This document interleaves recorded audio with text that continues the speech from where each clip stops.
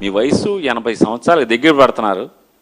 మీరు మాట్లాడే రాష్ట్ర ముఖ్యమంత్రిగా ఉండి మీరు మాట్లాడే భాష చచ్చిపోయినాడు కాపు, పోలీసు చంపేసిన పోలీసు కాపు అని మీరు మాట్లాడతారు. ఇది మీ విచక్షణ, పరిపాలనా దక్షత మీది.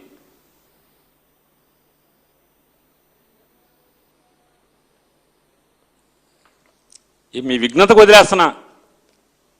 మీ భాష, మీ ప్రవర్తన, మీ నీచమైన మాటలు. ఎవడు రాజకీయ రంగు పులిమాడు? ఎవడు రాజకీయ రంగు పులిమాడండి?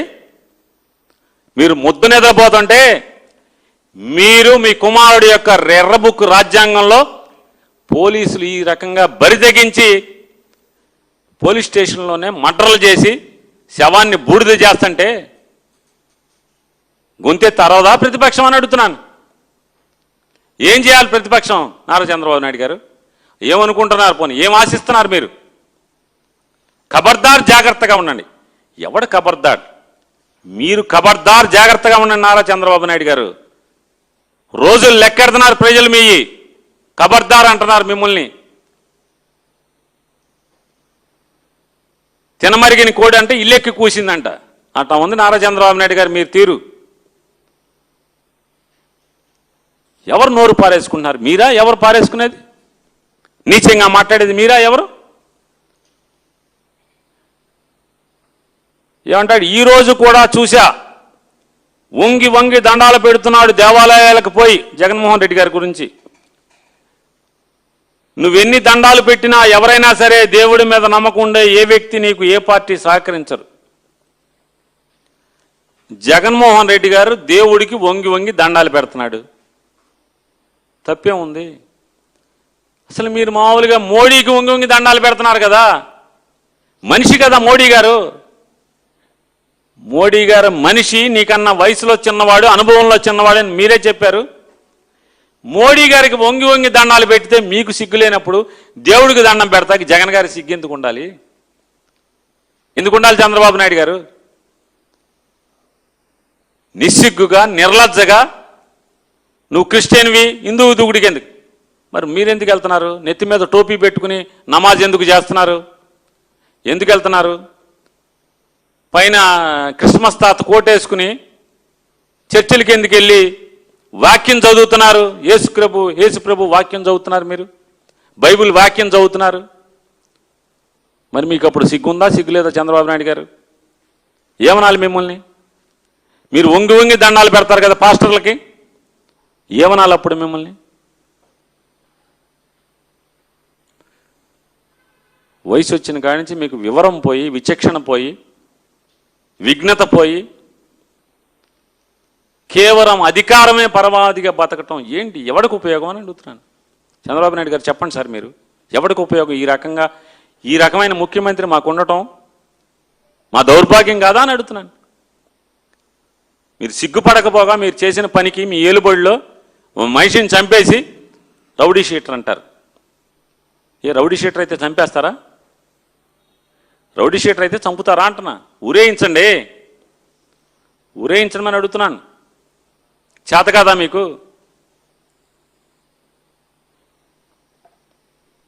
ఈ విచారణ ఇవాళ ఎంత డొల్ల విచారణ అంటే, ఇవాళ జరిగినటువంటి నారా చంద్రబాబు నాయుడు గారి ప్రభుత్వం చే నియమించబడినటువంటి ఒక ఐజీ గారి నేతృత్వంలో 2 ఎస్పీలు, ఒక అడిషనల్ ఎస్పీ గారు, ఈ 4 నేతృత్వంలో నడిచినటువంటి ఈ సిట్టు ఎంత డొల్ల, ఎంత దారుణమైనటువంటి ఇన్వెస్టిగేషన్ అంటే, ఆఖరికి ఒక హోంగార్డుకి స్వేచ్ఛ ఇచ్చి నువ్వు ఇన్వెస్టిగేషన్ చేయమంటే ఆ హోంగార్డు కూడా ఇంత అసహ్యంగా చేయడు. ఎవడో కూడా.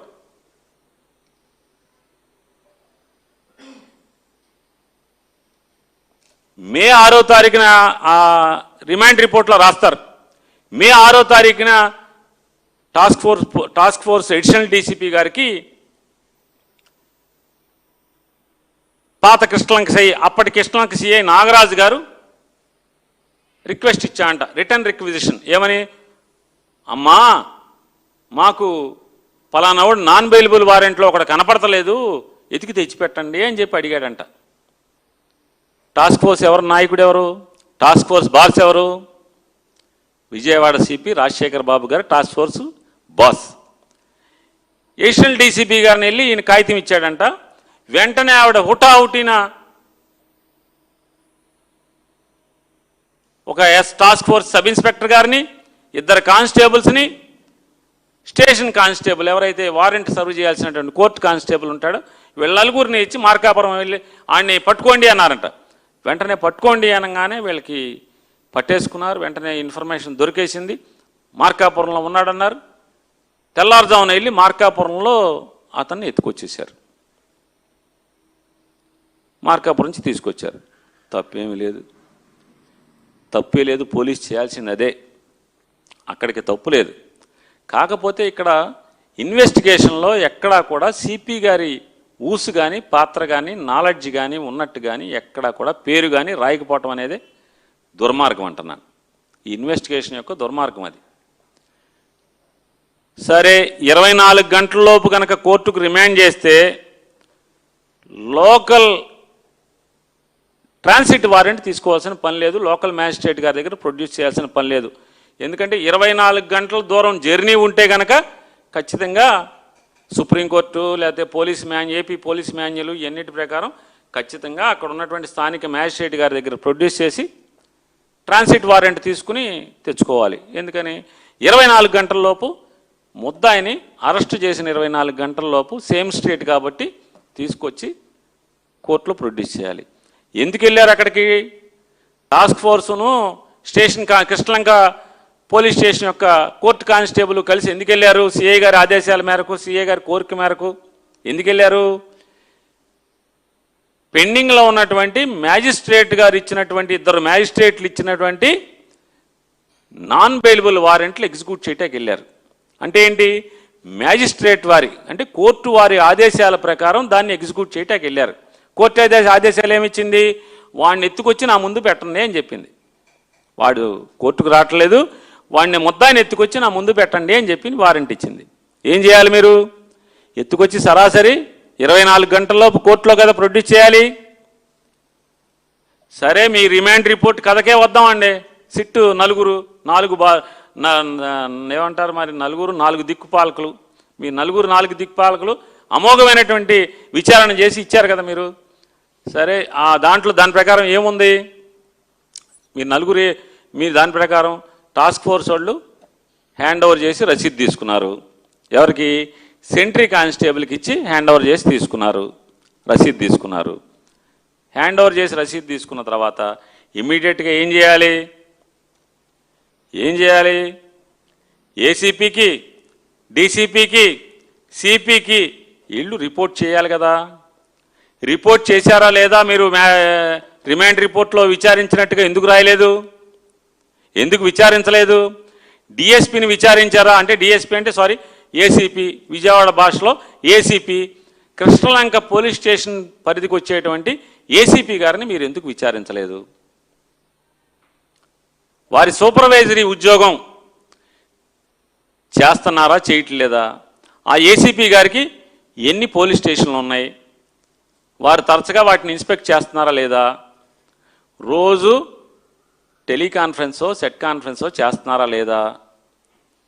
సిపి గారు చేయాలి కదా కంపల్సరీ, పోలీస్ మాన్యువలే కదా అది, మీ డ్యూటీ బౌండ్ కదా, అది మీ బౌండెడ్ డ్యూటీ కదా. రోజు నేర సమాచారం గురించి కానీ లేదా situational report, daily situational report కానీ మొత్తం తీసుకోవాలి కదా సిపి గారు. మరి 5వ తారీఖు అర్ధరాత్రి వెళ్ళి 6వ తారీఖు తెల్లారుజామున 3 గంటలకు అరెస్ట్ చేసి మార్కాపురంలో 7 గంటలకు పోలీస్ స్టేషన్కి తీసుకొచ్చి హ్యాండ్ ఓవర్ చేసినటువంటి విషయాన్ని విజయవాడ సిపి